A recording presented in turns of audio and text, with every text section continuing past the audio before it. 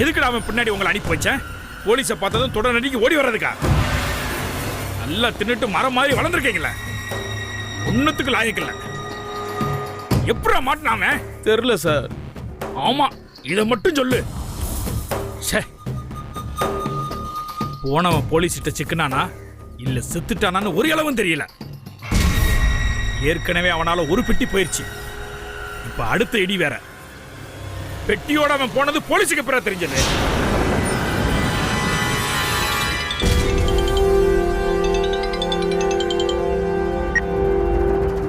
சொல்லு சேது. அண்ணா, வண்டி வரும், நீங்க வரவே இல்லையே, என்னாச்சுண்ணா? தலைக்கு மேல வெள்ளம் போயிருச்சு சேது. என்னென்ன சொல்றீங்க? புது பையனை அனுப்பி வைக்கிறேன்னதும் சரிப்பட்டு வருமானு நீ சந்தேகப்பட்ட. உன் வேலையை பாருன்னு உன் வாய் அடைச்சேன். இப்ப நான் வாய் அடைச்சு போய் நிக்கிறேன். என்ன ஆச்சுண்ணா? நான் ரோட்ல மயங்கி கிடந்தப்ப என்னை காப்பாத்தி வீட்டுல கொண்டு வந்து சேர்த்தான் அவன்.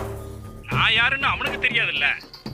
ஒருவேளை அவன் என்னை கண்டுக்காம போயிருந்தானா நான் பரலோகம் போய் சேர்ந்திருப்பேன். கடவுளா பார்த்து அனுப்புன மாதிரி அவன் வந்தான்.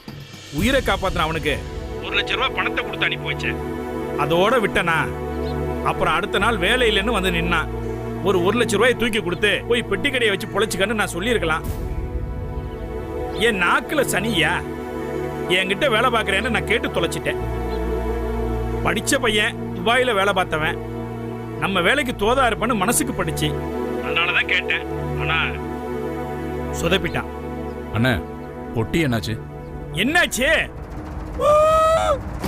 கோயிந்தா கோயிந்தா.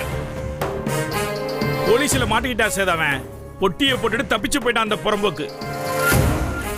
எங்க இருந்து போலீஸ் வந்துச்சு? போலீஸுக்கு யாரு இன்ஃபார்ம் பண்ணது?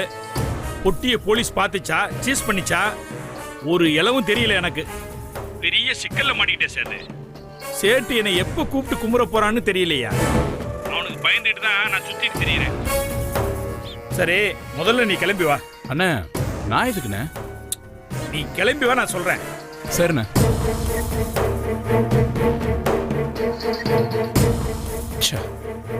பொட்டி எப்படியாவது கண்டுபிடிச்சாகணும்.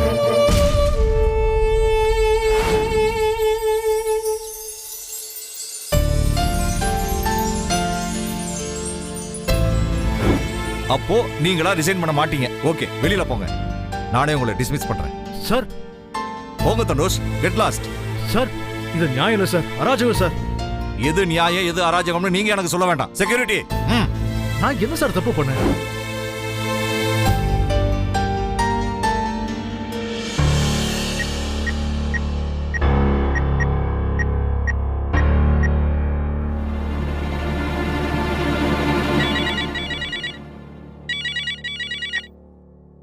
Hi Kavya, how are you? I'm fine sir. இப்பதான் இந்த வானவில் சொர்ணவேலுக்கு ஃபோன் பண்ணணும்னு தோணுச்சா? இப்போது தோணுச்சே. லாஸ்ட் 6 மந்த்ஸா கூப்பிட்டு இருக்கேன் இந்த சேனலுக்கு வந்துருன்னு. என்ன ஃபைனலா ஒரு முடிவுக்கு வந்துட்டியா? எங்க சேனலுக்கு வந்துட வேண்டியதானே? இன்னைக்கு அங்க ரிசைன் பண்ணு, நாளைக்கு இங்க வந்து ஜாயின் பண்ணு. வானவில்ல 7 ப்ராஜெக்ட் போயிட்டு இருக்குமா. அதுல 4க்கு நீதான் கிரியேட்டிவ் ஹெட். ஓகே தானே? Sorry sir. காவியா, அப்ப நீ ஃபோன் பண்ண விஷயம் வேலை விஷயமா தான். ஆனா வேலை எனக்கு இல்ல, இன்னொருத்தருக்கு. என்னால இப்ப எங்க சேனலை விட்டு வர முடியாது. ஆனா நான் உங்களுக்கு இன்னொரு ஆப்ஷன் தர முடியும். சொல்ல போனா அது என்னை விட பெட்டர் சாய்ஸ். சார், நீங்க தப்பா எடுத்துக்கலன்னா நான் சொல்லலாமா? காவியா, உன் மேல நான் ரொம்ப மதிப்பு வச்சிருக்கேன். நீ சொன்னா தப்பா இருக்காது. சொல்லுமா. ரைட் பர்சனை தான் நீ ரெக்கமெண்ட் பண்ணுவ. சொல்லுமா, யார் இது? தனுஷ் அவர் பேரு. வெரி டெடிகேட்டட், ரொம்ப சின்சியர் பர்சன், ரொம்ப ஹார்ட் ஒர்க்கர். நீங்க எதிர்பார்க்கறத விட பெட்டர் ரிசல்ட் தருவாரு. இப்போ எங்க சேனல்ல அவருக்கு ஒரு சின்ன ப்ராப்ளம், அதனால வேலையை ரிசைன் பண்ணிட்டாரு. டெல்லியில ஏதோ ஒரு சேனலுக்கு போக போறதா சொல்லிட்டு இருந்தாரு. ஐ திங்க் அங்கிருந்து அவருக்கு வந்து ஆஃபர்னு நினைக்கிறேன். அவர் அங்க ஜாயின் பண்றதுக்கு முன்னால பெட்டர் உங்க சேனல்ல ஜாயின் பண்ணிட்டாருன்னா உண்மையிலே நீங்க லக்கி சார். சார், ஆக்சுவலா இந்த காவியாவை விட தனுஷை இன்னும் நீங்க நிறைய நம்பலாம் சார். சரிம்மா, நான் அவர்கிட்ட பேசுறேன். அவர் நம்பரை நீ எனக்கு SMS பண்ணு.